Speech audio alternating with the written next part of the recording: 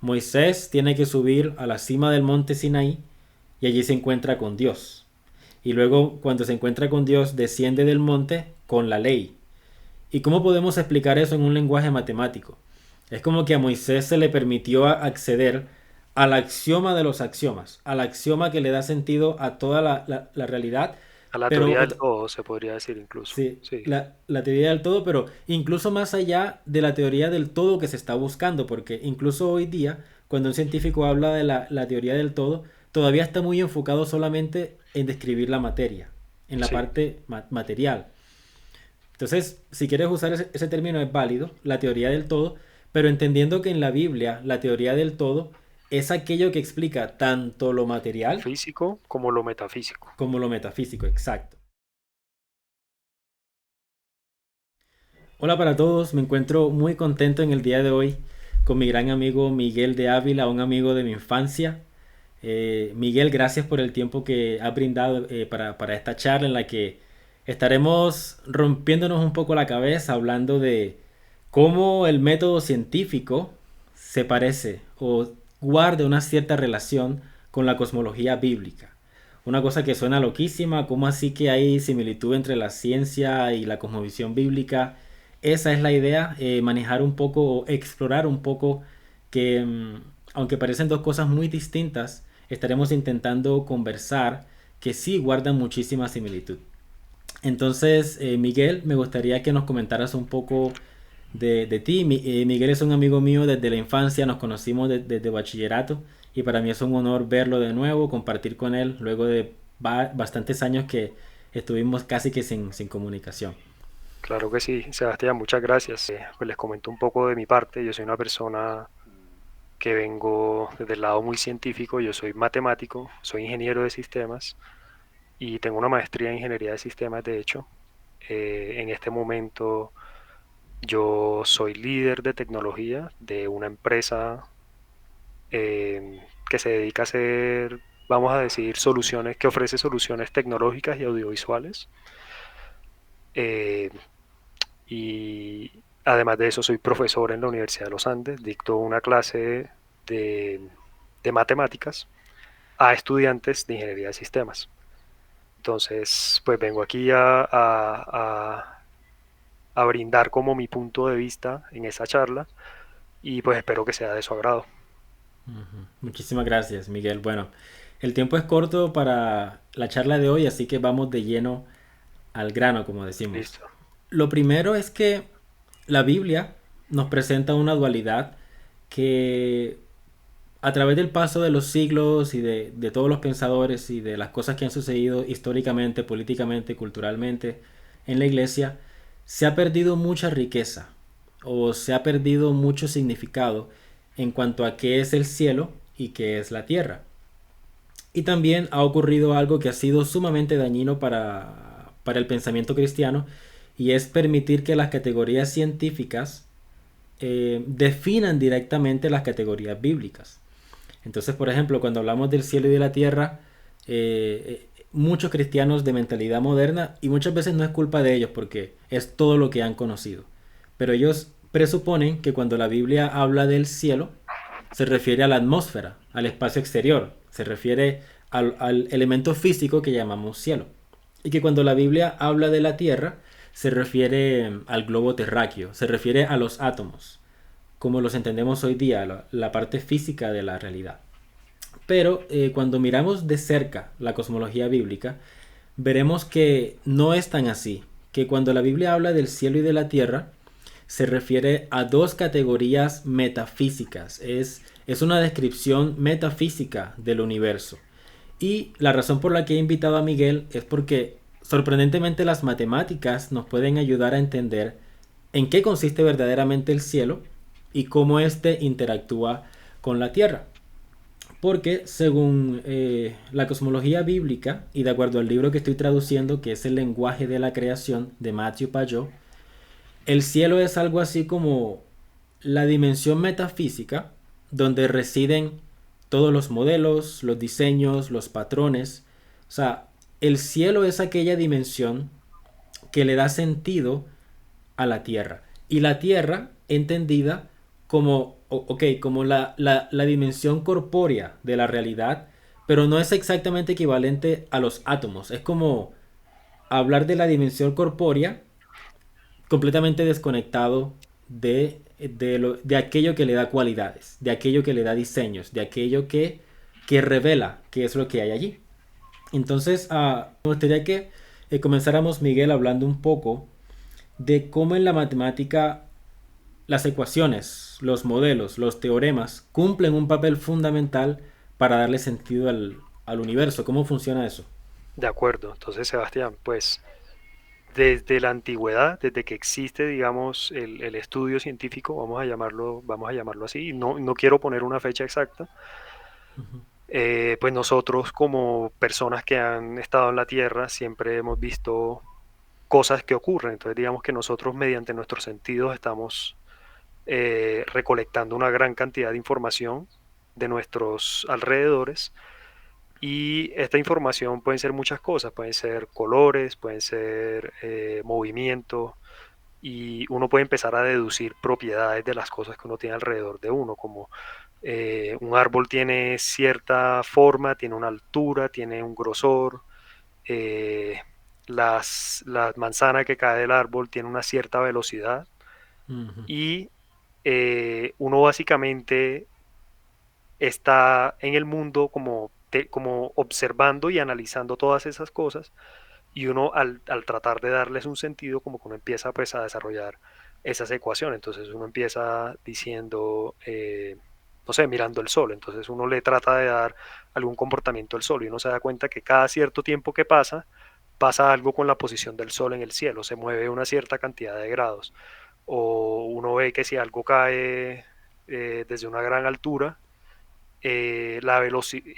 cada vez entre más tiempo pasa, va cayendo con una mayor magnitud. Eso quiere decir que ujú. los objetos que están cayendo van acelerando. Entonces, todas estas cosas que uno ve, que uno percibe a través de los sentidos, uno trata de buscarles una explicación. Para eso vienen las ecuaciones, los modelos, las teorías, que de alguna forma le brindan un sentido a todas estas cosas del mundo físico, por así decirlo. Ok, eso es algo bastante interesante. Bueno, ahí brindaste varios ejemplos muy buenos. Una manzana que cae y yo observo que la velocidad va acelerando. También yo con mi sentido, yo percibo que el sol se mueve todos los días de manera regular y es como que yo empiezo a buscar un patrón que explique ese movimiento.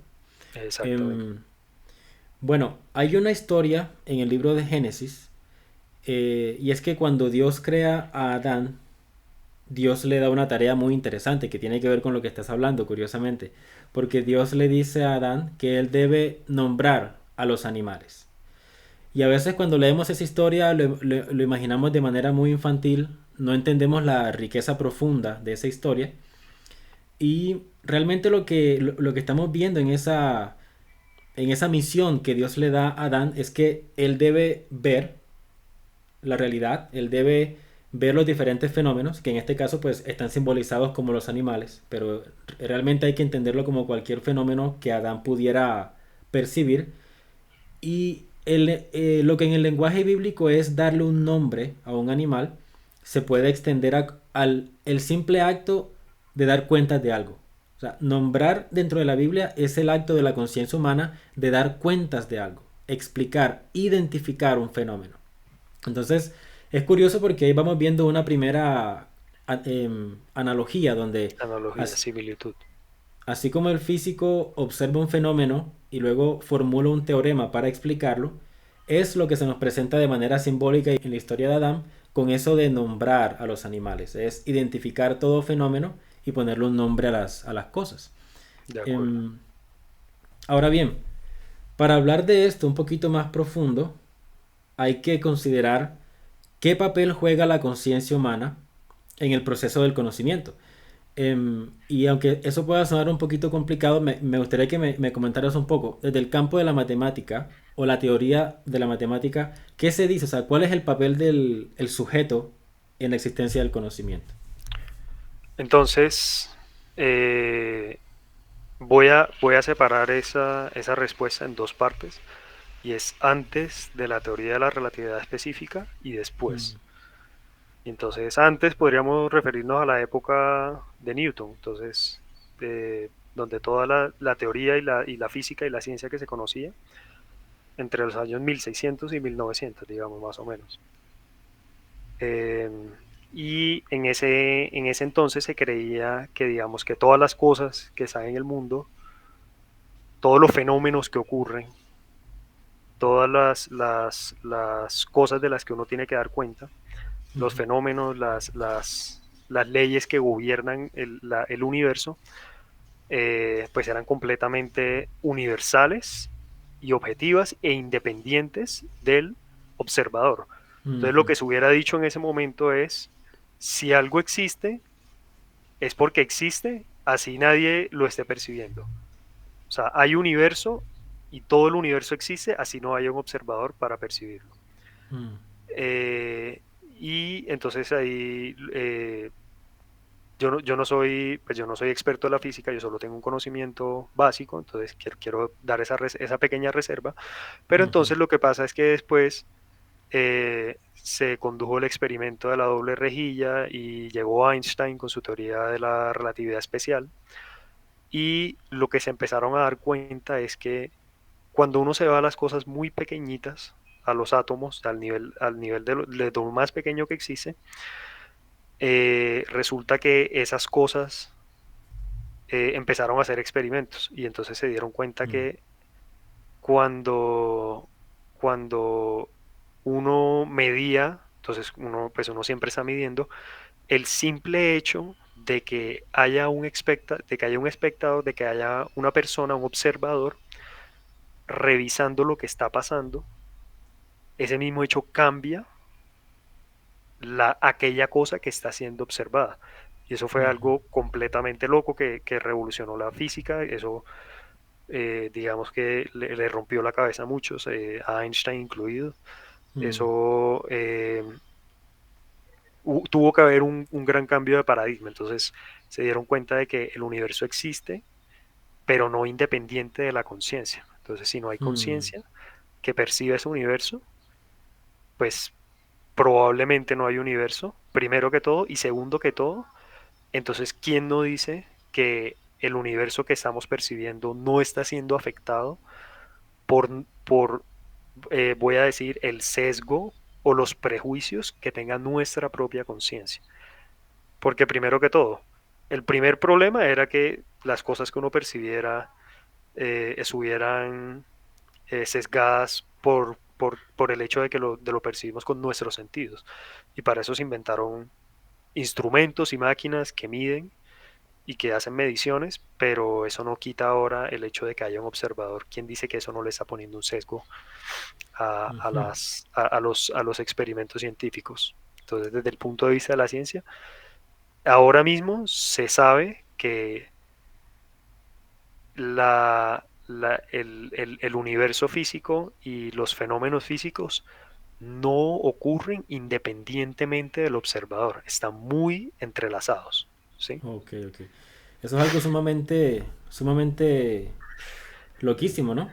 Sí, No se lo muy hubiera loco, la verdad. imaginado nadie realmente. Ahora, es importante mencionar que es posible que en un futuro la ciencia logre explicar el por qué, ¿ya? Por Sí, qué el observador como que altera el comportamiento de la partícula y se manifiesta como una, perdón, de la onda. que quiero Sí. solamente aclarar acá que ese problema del observador no está solucionado, o sea, no hay una solución universal Mm, que todos los científicos digan estamos de acuerdo en esa solución, no, solo hay teorías sobre cuál podría ser la solución.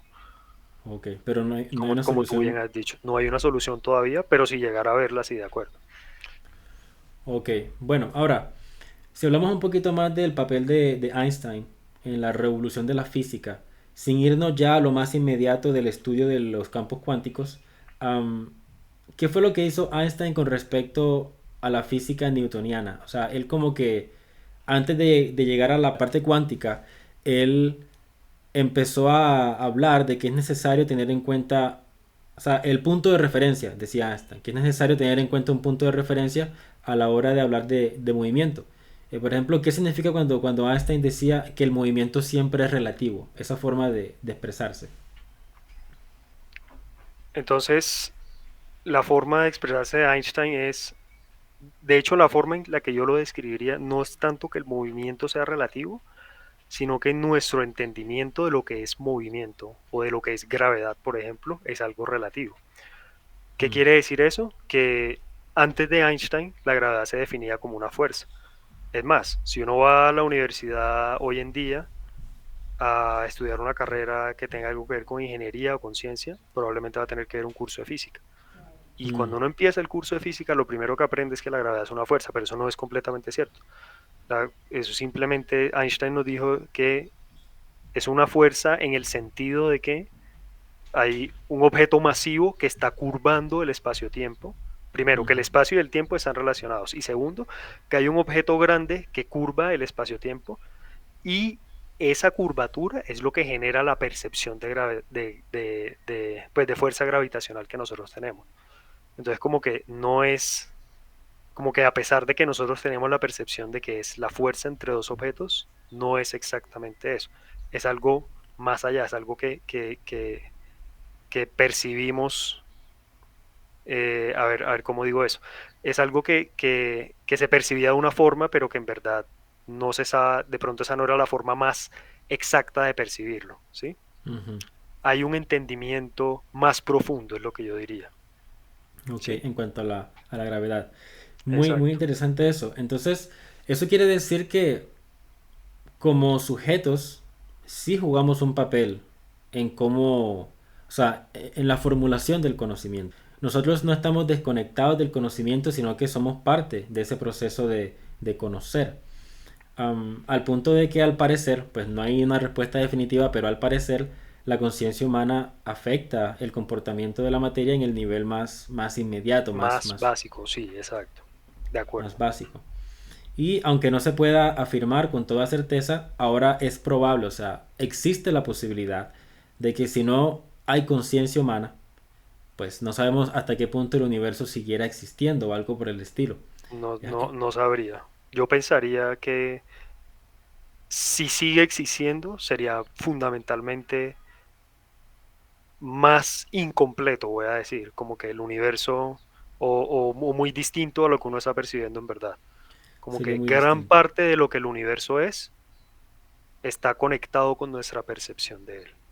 Ok, bueno, eso último que dices nos regresa un poco a lo que plantea la cosmología bíblica, porque según Génesis, la humanidad es puesta en el centro del universo. Y aunque hoy día sabemos que el universo es vasto en un sentido físico, de que la Tierra es solo uno de una infinidad de planetas y de galaxias y de todo esto, cuando la Biblia dice que la humanidad está en el centro del universo, esa es una declaración metafísica, que tiene que ver no tanto con nuestra ubicación física en el cosmos, sino que tiene que ver con nuestro rol, con la capacidad de la conciencia humana y el rol que tiene la conciencia humana en la existencia del conocimiento. Así que en ese aspecto podríamos decir, o yo soy de los que sostiene, que seguimos estando en el centro del universo. O sea, y ahora más que la ciencia está empezando a sugerir cómo la conciencia humana afecta a la materia, eso puede afianzar un poco la idea de que en un sentido trascendental podemos seguir diciendo que estamos en el centro del universo. Como ese elemento que otra vez se mueve entre estos dos polos. Lo que la Biblia llama cielo, que en matemáticas son los modelos, las ecuaciones, los teoremas, y lo que en la Biblia se llama tierra, que en un sentido más, pues en un lenguaje más científico, lo que en la Biblia es tierra sería como un conjunto de fenómenos indiferenciados.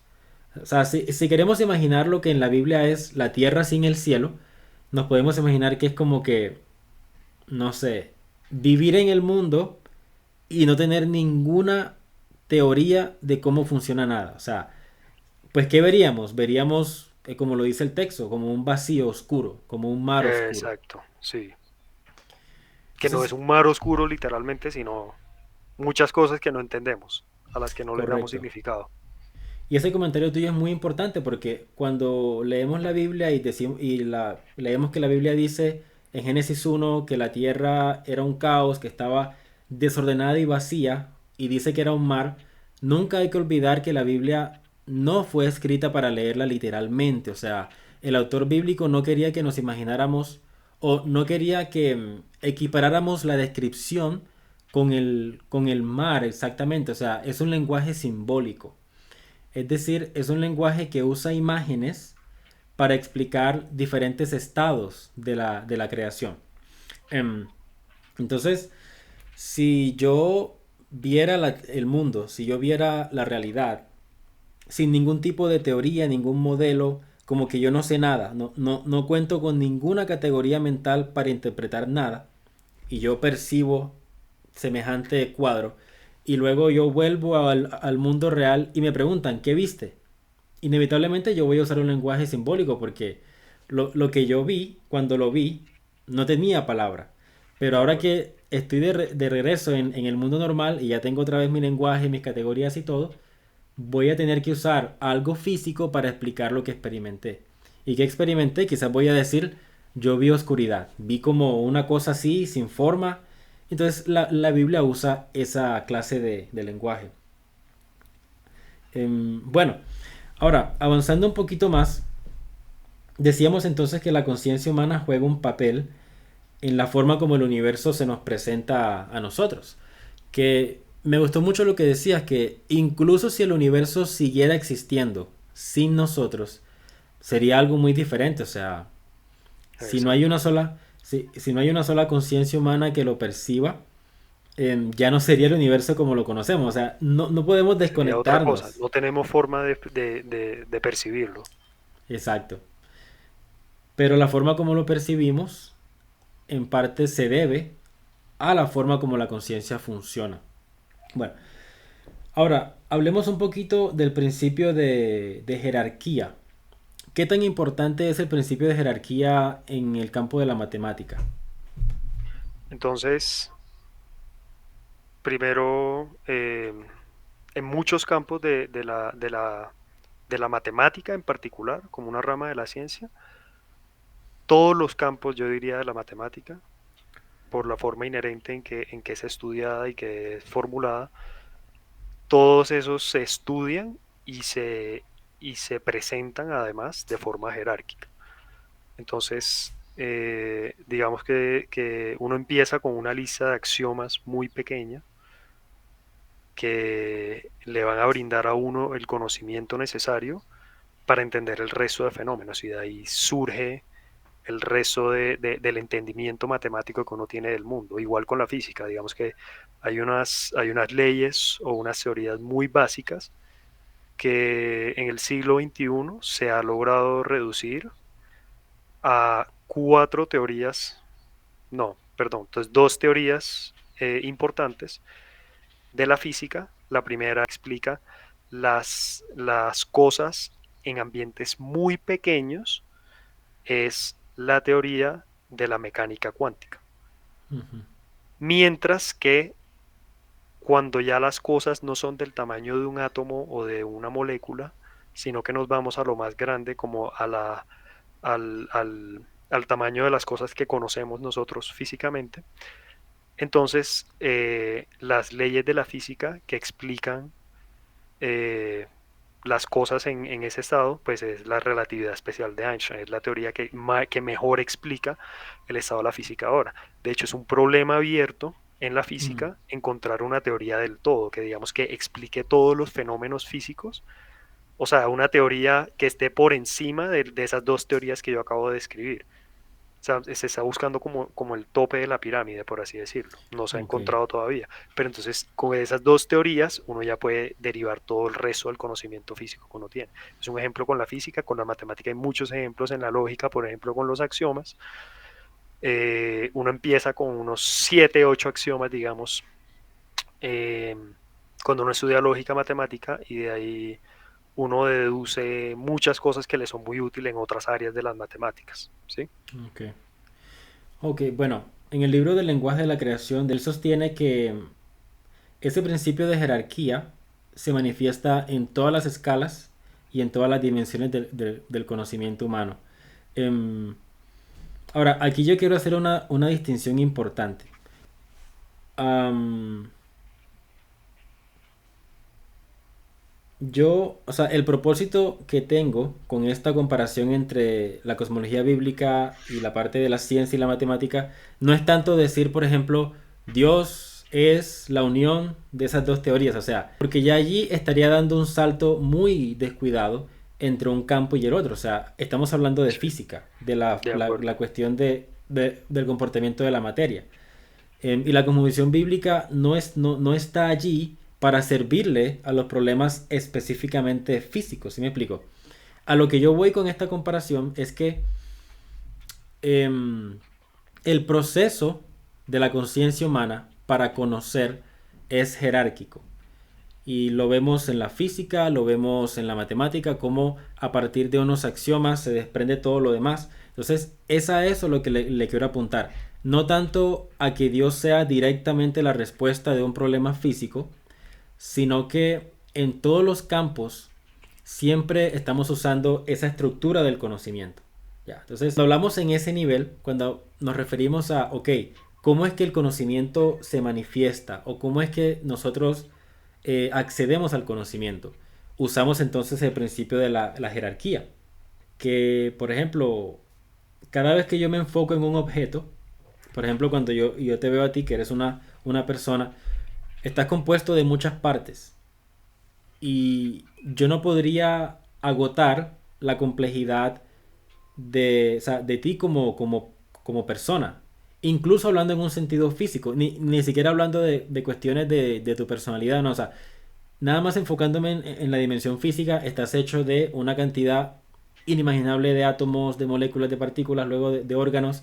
Pero fíjate cómo mi conciencia va escalando diferentes niveles, o sea, y yo lo hago hasta sin pensarlo. Hablé de las partículas subatómicas, luego átomos, luego moléculas, luego organelos, y pues ahí me salté varias cosas, luego órganos, luego, o sea, como que la conciencia humana es inevitablemente jerárquica. Si yo sigo subiendo, yo llegaré a un punto donde diré, ok, estás hecho de órganos, luego tienes un cuerpo, pero si yo sigo subiendo, yo luego me encontraré con lo que en la filosofía se conoce como la identidad de Miguel, que ya eso no hace parte de tu dimensión física. Porque De si acuerdo. yo, por ejemplo, si yo tomo un microscopio y yo te digo, préstame tu brazo, y yo pongo ahí el microscopio, yo nunca voy a encontrar allí lo que yo llamo Miguel. O sea, es una cosa que va más allá de la dimensión física. De acuerdo. Entonces, según la cosmología bíblica, cuando yo digo Miguel, la identidad metafísica de Miguel, eso es un ejemplo de la presencia del cielo en la realidad. Es donde residen las identidades invisibles. Y esa identidad podemos imaginar como que desciende sobre tu dimensión corpórea, toda tu complejidad corpórea, y la reúne en un solo ente, que es lo que yo conozco como Miguel. Y ese proceso, que lo acabo de explicar, lo hacemos a cada instante. Cada vez que percibimos un objeto, siempre estamos percibiendo cosas que son inimaginablemente complejas. Sin embargo, jerarquizamos la percepción y vemos todo como una sola cosa. Em, y es curioso cómo la conciencia humana puede como que hacer ese viaje entre diferentes escalas casi que automáticamente. Yo puedo pensar en esto como un objeto, luego automáticamente puedo ir a una escala inferior y ver sus partes. Tiene la tapa, tiene esta ruedita, tiene la parte plástica, o sea, como que la conciencia humana puede viajar entre diferentes niveles, ver las partes, luego enfocarse en la unidad, luego volver a las partes y así. Entonces, a eso me refiero y es allí donde se ve la analogía entre la cosmovisión bíblica y el conocimiento científico, que la conciencia humana depende de esa jerarquización para conocer cualquier cosa. Em, y como tú lo decías, se manifiesta en la matemática en el sentido de que hay unos cuantos axiomas que son muy pocos, pero son inmensos en complejidad. Cuando yo digo, por ejemplo, Miguel, es como decir un axioma, porque de Miguel se desprende toda la Un complejidad montón de cosas. sí, de la que estaba Exactamente. hablando. Como un axioma matemático, luego de ahí, ese solo axioma puede desprender un montón de de cosas. De hecho, ahora que lo mencionas, me parece un comentario interesante que se me ocurrió y es que estabas diciendo que la mente viaja entre todos esos niveles. Fíjate que cuando uno no conoce un concepto y cuando uno está aprendiendo, porque uno está en el colegio, en la universidad o en alguna parte, uno generalmente cuando está aprendiendo empieza desde arriba, Mm, desde los conceptos que están más arriba y va yendo hacia abajo. Eh, Mientras que cuando uno está haciendo, no sé si, y de pronto va a hacer comentario solo desde el lado de la ciencia moderna, mientras que cuando uno está examinando algo, cuando uno está tratando de explicar un fenómeno, como dirías tú, como cuando uno está tratando de nombrar un animal, ujú, uno empieza desde un nivel más abajo sin conocer los niveles que está arriba y luego trata de alcanzar esos niveles de arriba, como tratar de llegar a ese conocimiento superior, por así decirlo. ujú. Eso es algo bastante interesante y me hace preguntar por qué. Bueno, yo sé que en otras culturas, por ejemplo, en las culturas precolombinas, el imperio azteca, el imperio inca, la forma como ellos criaban era muy diferente. Por ejemplo, ellos, em, ok, nacía un niño, una niña, y ya enseguida como que lo ponían en contacto con la dinámica compleja diaria. O sea, no lo aislaban como si fuera una especie de instrumento científico que tiene que ser aislado, puesto en un aula y enseñarle, no, no. Era, por ejemplo, el niño crecía junto a la mamá primero en la casa y luego enseguida la mamá lo mandaba para donde el papá a trabajar la tierra, por ejemplo. Entonces era un De proceso de acuerdo. aprendizaje muy diferente donde es más parecido a lo que vemos en Génesis. Exactamente, sí. Sí, Como no al de ir de la pirámide hacia abajo, sino explorando toda la pirámide más bien. Es exactamente. como yo lo diría. Sí, Sí, porque un niño que ya está con su papá en el campo va a tener acceso a todo, o sea, porque, no sé, así como puede hacer una pregunta fundamental como que, papi, ¿por qué estamos aquí? Una pregunta muy trascendental. Luego, en un instante, puede enfocarse en una roca y preguntar por la roca, como exactamente. que... Pero bueno, y aquí estamos hablando de teoría de enseñanza que ya será para otra ocasión, pero muy interesante, la verdad, darse cuenta de esa diferencia, ¿no? Y Sí. qué tan apropiado o útil es el modelo educativo moderno donde se nos aísla, se nos pone en un aula y se nos enseñan cosas muy abstractas y quizás no tanto cosas más concretas. De acuerdo. Em, bueno,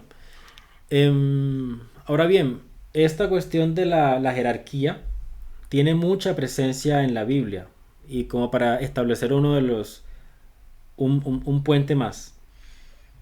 No es casualidad que los personajes bíblicos siempre o casi siempre se encuentran con Dios en la cima de una montaña. Tiene toda la analogía porque, por ejemplo, Moisés tiene que subir a la cima del monte Sinaí y allí se encuentra con Dios. Y luego, cuando se encuentra con Dios, desciende del monte con la ley. ¿Y cómo podemos explicar eso en un lenguaje matemático?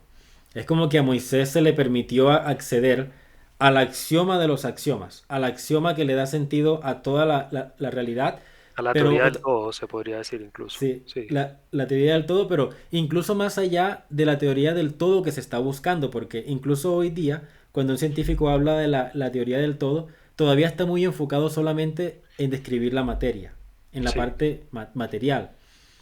Entonces, si quieres usar ese término es válido, pero entendiendo que en la Biblia la teoría del todo es aquello que explica tanto lo material Físico como lo metafísico. como lo metafísico, exacto. Entonces, Moisés se encuentra con ese super axioma físico-metafísico, el axioma de los axiomas, y luego él desciende con las tablas de la ley. Es decir, que él accede al axioma y luego se le permite bajar de la montaña y empezar a mostrar cómo es que ese axioma se ramifica. ¿Cómo es que? Exactamente. ¿Ya?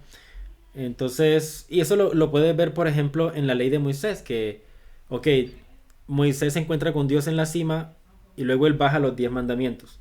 Pero cuando seguimos leyendo la Biblia, los 10 mandamientos se le van agregando más mandamientos hasta que todo el cuerpo judío de leyes llega a ser 613 mandamientos.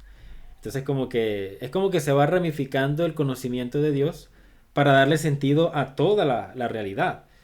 Cuando uno lee todas esas leyes, ahí uno ve que hay leyes de justicia, leyes de higiene, hay leyes rituales, leyes ceremoniales, hay festividades anuales. O sea, hay como que leyes que intentan comprender toda la realidad. Y eso es algo súper interesante porque ya ahí estamos un poco más dentro de la cosmología bíblica, que no separa tan radicalmente las diferentes categorías del saber, sino que intenta partir de un axioma, una teoría del todo, que explique tanto lo físico como lo metafísico. De acuerdo, sí. Bueno, yo creo que fue una charla bastante interesante. Muchísimas gracias, Miguel, por tu tiempo. Por supuesto, claro que sí. Me encantó, la verdad, el contenido. Muy chévere la conversación. Entonces, eh, siempre estoy disponible para charlar este tipo de temas. Me parece muy interesante. Y pues nada, un placer. Listo, un placer. Y para aquellos que les interese este tema, que alguna vez se han preguntado cómo conectar su conocimiento científico con la Biblia, esperamos que esto por lo menos les incentive la reflexión y que en otra oportunidad podamos seguir conversando. Bueno, Miguel, entonces saludos y hasta una próxima oportunidad. Bueno, muchas gracias. Saludos a todos. Hasta luego.